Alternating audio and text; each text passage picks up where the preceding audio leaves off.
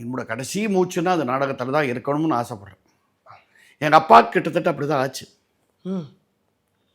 எங்கள் நாடகத்தை பார்த்துட்டு நாடகத்துக்கு வந்தார். அந்த நாடகம் அன்றைக்கி நாங்கள் ஆரம்பிக்கிறதுக்கு கொஞ்சம் லேட் ஆகி அவருக்கு ரொம்ப கோவம். அவருக்கு இந்த டைமுக்கு ஆரம்பிக்கலைன்னா பிடிக்காது.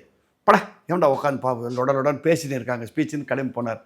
அப்போ தான் அவருக்கு சின்ன ஸ்ட்ரோக் மாதிரி வந்து ஸோ மேடையிலேருந்து போய் தான் அவருக்கு அது விஷயம் ஆச்சு.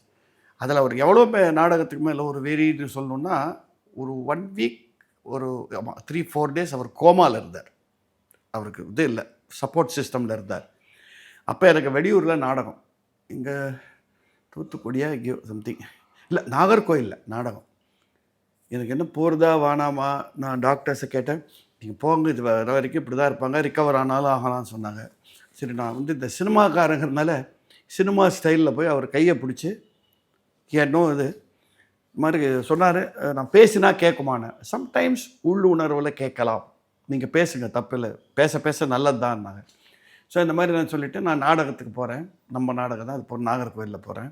உனக்கு இப்போ உடம்பு சரியில்லை, நீ படுத்துட்ருக்க, நான் போகலான்னு நீ ஃபீல் பண்ணினா என் கையை கொஞ்சம் இருக்க பிடி, நீ ஒன்றுமே பண்ணலைன்னா நீ போவானான்னு சொல்கிற அப்படின்னு அடுத்து நான் கேன்சல் பண்ணிடுறேன் ட்ராமாவை அப்படின்னு சொல்லிட்டு இருந்தேன்.